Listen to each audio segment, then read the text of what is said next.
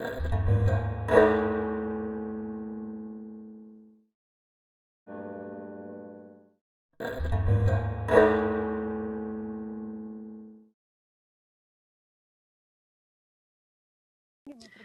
colleagues, we will continue with our section, and it's my pleasure to present our next presenter, Johannes Schwartz, from Hannover, Germany. He is an academic staff of the city of Hannover and a whole number of institutions, and his paper is on violence and gender, the agency of female concentration camp guards in Ravensbrück from a microhistorical and narratological perspective. Well, thank you very much for this introduction. Thank you very much, Mrs. Prokhorová, for inviting me for this conference. I'm very pleased that I'm able to speak here to this audience. My talk today is called Violence and Gender, Agency of Female Concentration Camp Guards in Ravensbrück from a Microhistorical and Narratological Perspective. My paper is based on my book, I will show it, Feminine Matters, Room for Maneuver of Female Guards at the Concentration Camps Ravensbrück and Neubrandenburg. Feminine Matters is a quotation from the camp regulations in Ravensbrück. Ravensbrück was the biggest concentration camp for women under SS administration in Nazi-controlled Europe. About 123,000 women were deported to Ravensbrück from more than 30 countries during the Second World War. Among others, more than 23,000 women from the Soviet Union. Ravensbrück was a place of extreme violence. Around 28,000 prisoners died in the camp. Place of extreme violence. Around 28,000 prisoners died in the camp. However, the acts of violence perpetrated by the female SS guards have never been analyzed from a violence theory perspective. In your concept of this conference, Mrs. Prokhorová, you mentioned state-sanctioned physical violence and the concept of symbolic violence by Pierre Bourdieu. In my paper today, I will distinguish these kinds of violence from soft, structural and autotelic violence, and I will ask if and how these forms of violence are linked to each other. Secondly, I will ask questions of gender. Although Ravensbrück was in the center of gender history in Germany during the 1990s, the gender concepts of the female SS guards have never been examined. Following the concept of West and Zimmermann, I will ask how female SS guards did gender. Which kind of gender concepts can we discover in their daily agency? I understand the notion agency as the capacity of an actor to act in a certain historical and social space. Following the social space theory by Pierre Bourdieu and theoretical concepts coming from microhistory, everyday life history, and praxeology, I understand the individual not as an autonomous subject. I ask instead, how does a historical actor perceive and interpret his social environment? How do social conditions structure these perceptions and possibilities to act, without understanding the individual as a product of these conditions? I will reply to these questions in exploring post-war legal testimonies by survivors and former female SS guards. According to Eliane Scarry, pain causes a reversion to the pre-language. That is why she thinks that testifying about violence is the birth of language itself. I will ask today under which circumstances concentration camp survivors could create such a language. And I will ask how female SS guards defended themselves in post-war trials. What are the possibilities and limits of the sayable dictated by the archives? Let me now start with my first person-related case study. Emma Zimmer was born in 1888. In 1937, the labor exchange referred her to help with the building up of the first In 1937, the labor exchange referred her to help with the building up of the first central concentration camp for women installed in the former castle of Lichtenburg in Prettin on the Elbe River.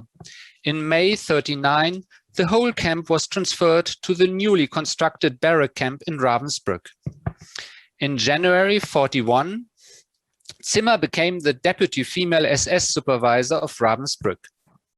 Katharina Rentmeister, a former prisoner in Ravensbrück, testified after the war that Zimmer continuously made reports which resulted in cruel punishment for the prisoners.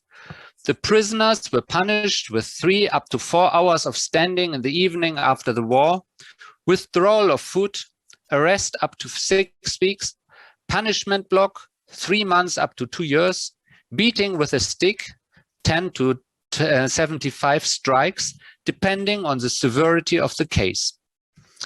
According to the camp regulations, the female SS guards had to fill out this form, the so-called report, if a prisoner violated the camp regulations. However, the survivor Caroline Mille described that these reports were often combined with other forms of physical violence. I quote, Zimmer carried out the most brutal ill treatments. These ill treatments were carried out for the most trivial reasons or without any reason at all. Zimmer, for instance, beat the prisoners who had collapsed on these work parades because they were weakened by the terrible conditions. I have often seen Zimmer drag these women who were lying on the ground up by their hair and ill-treat them with kicks, and she shouted at them that they were malingers and too lazy to work. End of quotation. As one of the accused before the British military court in Hamburg, Zimmer admitted one case of physical violence. I quote, I remember the finger-crushing incident. The Austrian woman was a habitual criminal. She had stolen bread from other prisoners. It had occurred frequently. I had to report the case. Flogging of 15 to 25 strokes was the camp command's usual punishment for stealing after orders from Himmler. I regarded the camp punishments as particularly disgusting, and I always tried to avoid a report and this corporal punishment. I left it to the other prisoners to deal with her. I gave no instructions to this effect. End of quotation.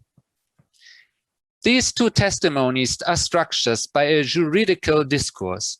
Zimmer was charged before the British military trial of committing a war crime, and that she at Ravensbrück was concerned in the ill treatment of female Allied nationals. In her statement, Mille repeats 3 times the notion ill treatment in order to support this criminal count. Zimmer gives the responsibility for the corporal punishment to her male superiors, the Reichsführer SS Heinrich Himmler and the camp commandant Max Kögel. She criminalizes the Austrian prisoner as a thief, and she gives the audience a hint that the other prisoners ill-treated this prisoner as well, without saying it explicitly. This criminalization of prisoners was a discourse we find as well in Nazi time documents. In the criminal law, the Strafordnung of the women's concentration camp Ravensbrück, we find, for example, 21 crimes that prisoners potentially commit and that have to be punished. However, Emma Zimmer's post-war defense strategies give us insight in her agency in the camp. She could have avoided reports.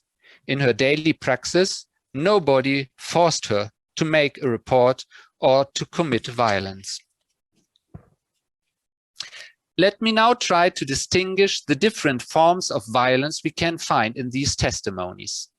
The report was a form of indirect violence. Its direct consequences were punishment which caused physical or psychological pain. These punishments were always combined in the praxis with symbolic violence.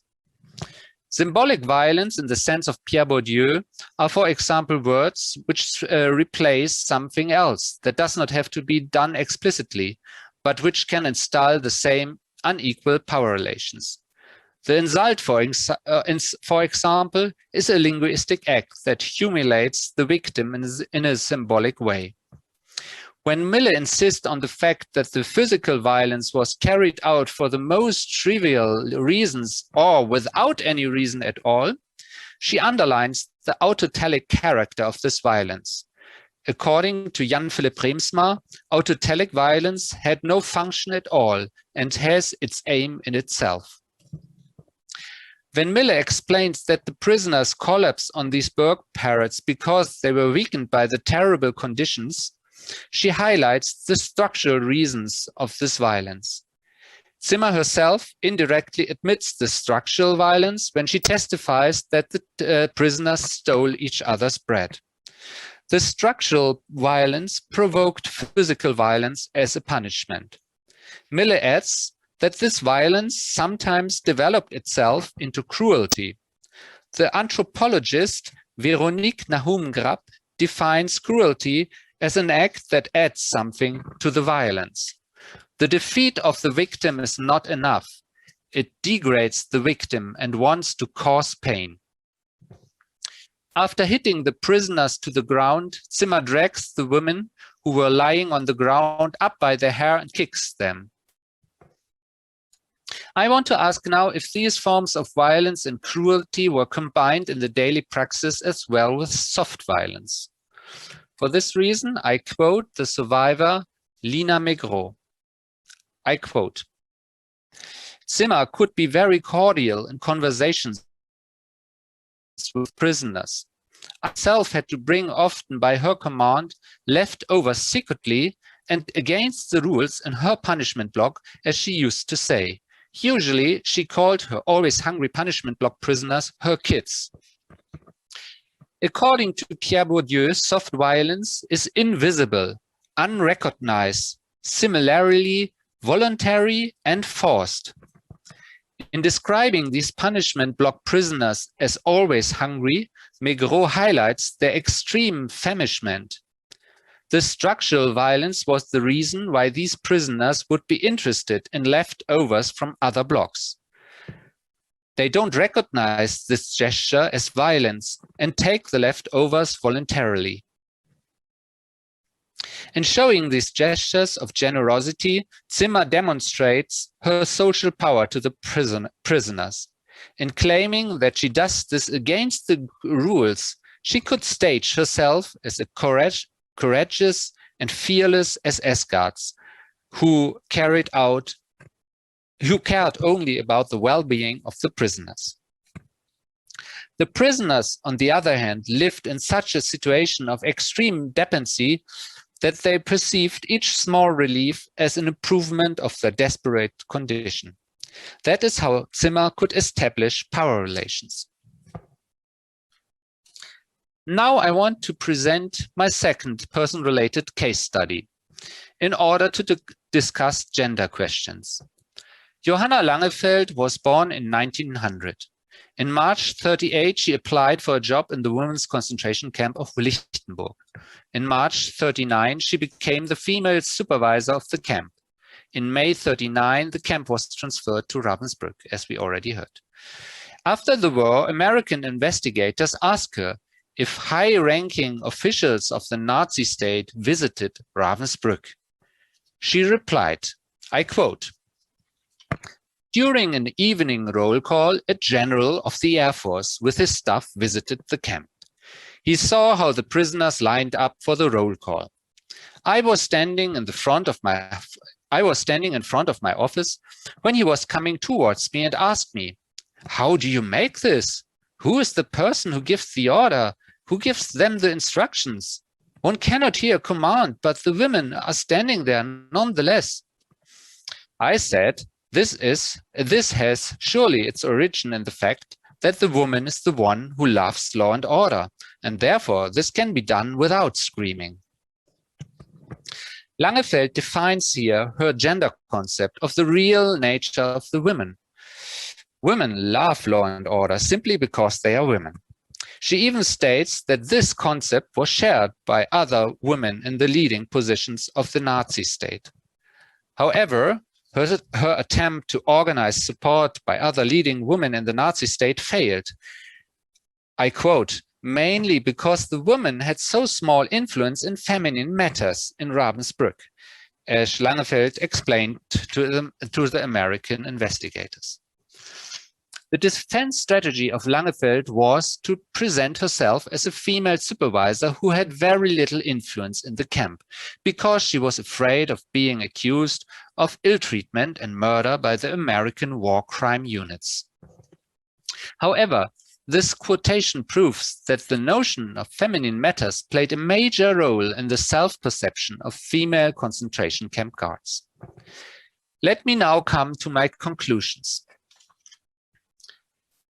I agree with the results of the perpetrator research on the Nazi period that the Nazi crimes were not committed mainly by the center of power in Berlin, but by initiatives from below in the periphery, which had wide room for maneuver. Female SS guards hardly received direct orders from their SS superiors, who were seldom present on the spot. In their daily praxis, they had to adopt the camp regulations to different situations and could and had to modify them. That is why they had a wide spectrum of possibilities to react to delinquent prisoners. In the case of Emma Zimmer, we have seen the spectrum. She could warn delinquent prisoners, she could report or punish them on the spot with direct physical violence, or she could do nothing, or could even help the prisoners. In the case of Zimmer, we have seen the connections between physical, autotelic, symbolic, structural, and soft violence, and cruelty, and how they are connected with each other. The structural violence makes the physical and soft violence possible. They cannot exist without each other. However, there is a hermeneutic problem. In my book, I show that Zimmer perceived her violence as necessary to establish law and order and to enforce discipline and work duty. The prisoners themselves perceived her violence as autotelic. It destroyed their physical capacity to fulfill their work duty. Imre Kertész describes in his book Fatelessness the effects of this kind of violence. The prisoners learned to read the pride in the eyes of the perpetrators when they acted in their sense. That is why we cannot really distinguish instrumental and autotelic violence. They cause each other.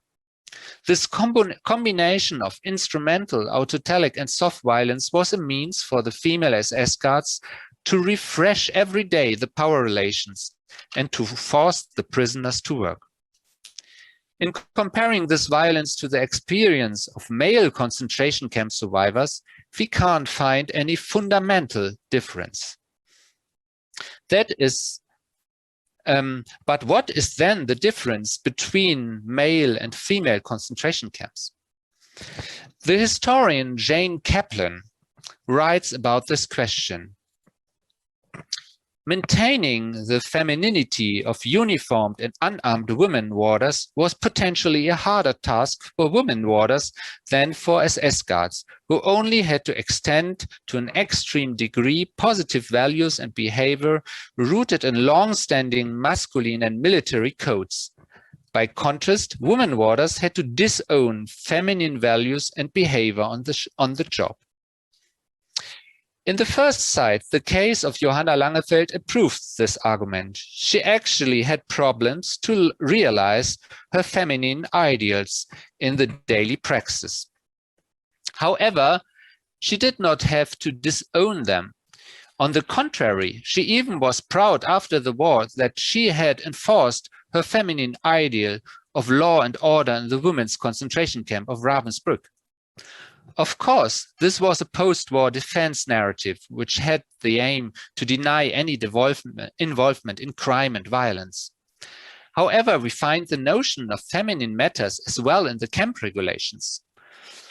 Rudolf Höss, the commandant of the Auschwitz concentration camp, testifies in his memoirs that Johanna Langefeld was supported in her feminine ideals by Heinrich Himmler himself.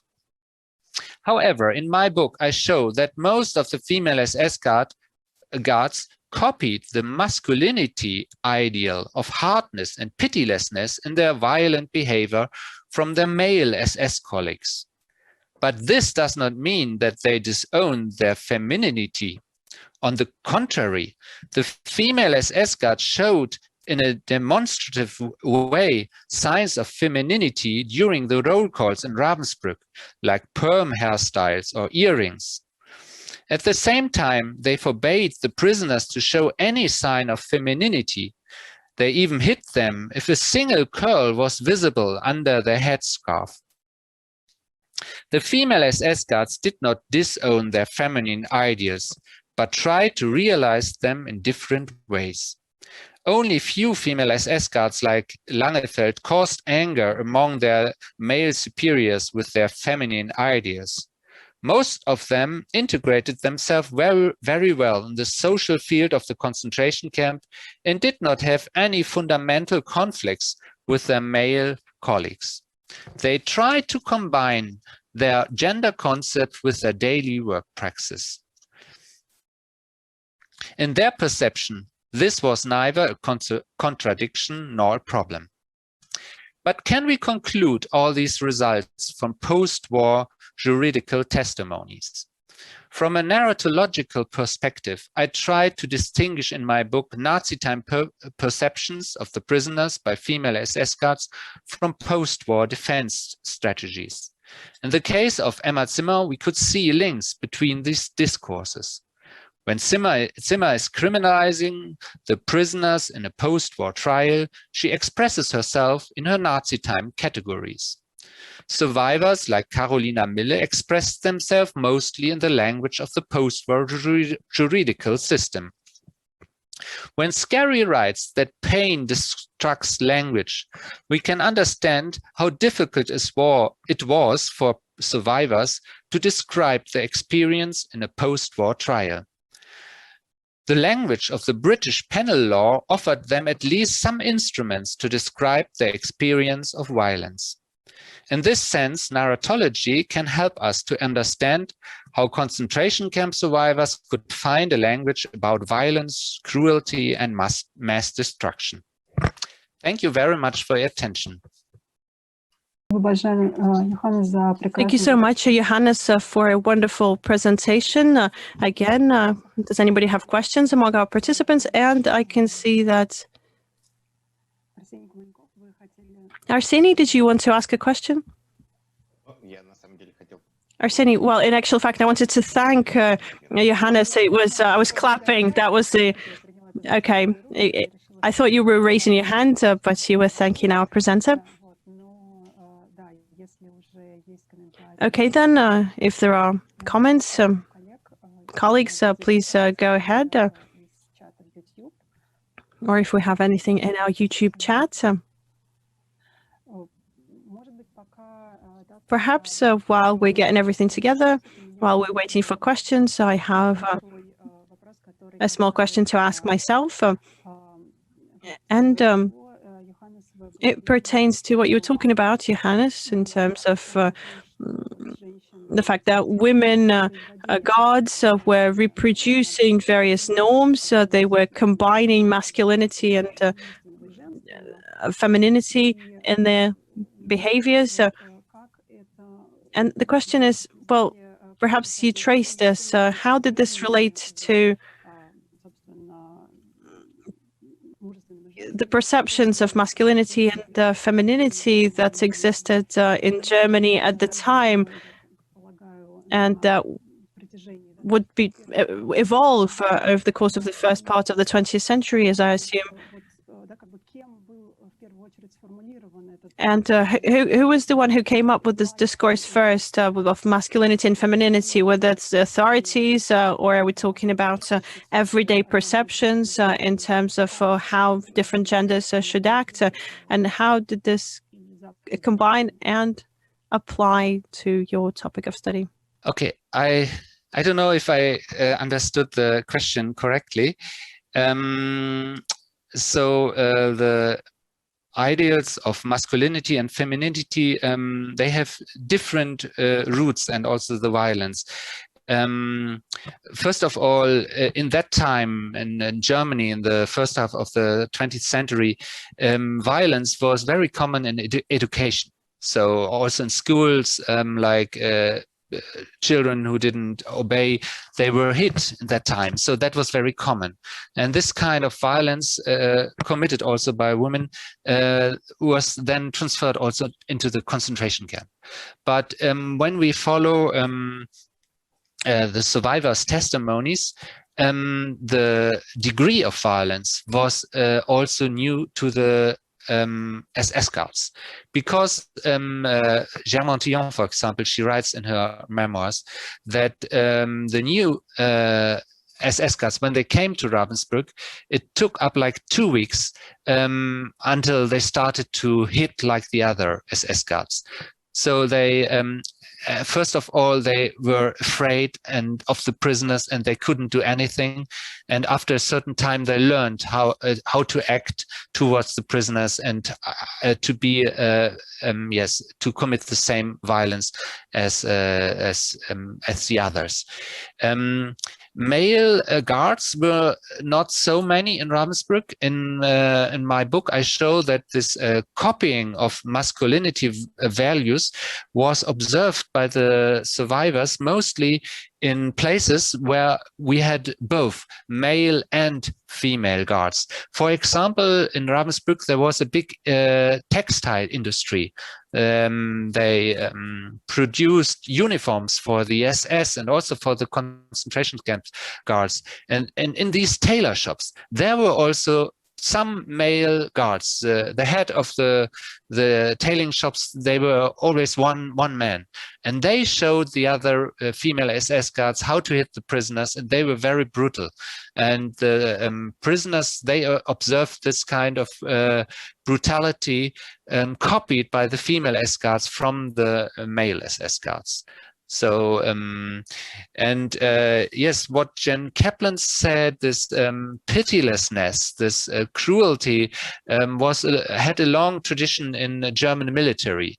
So these male guards, they also had this military experience that they transferred then to the concentration camps.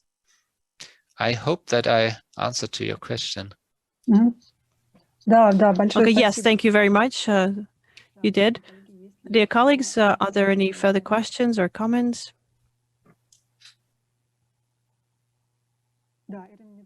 Irina, yes? Johannes, thank you so much for a wonderful presentation. Am I correct in understanding that you would argue that this internal conflict did take place with these women guards, that they were internally torn? So what you described in terms of how they tried to combine their perceptions of femininity with the tasks that they had to take on, did they look for a compromise of a kind? Externally, they would stay feminine, as you said, perhaps even highlight sexuality in a way.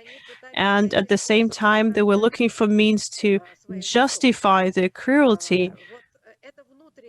And this internal conflict, would you say that these women experienced that? Were they torn in terms of looking for a compromise between the transitional perceptions of the function, the role of a woman, and the tasks that the concentration camp would set for them?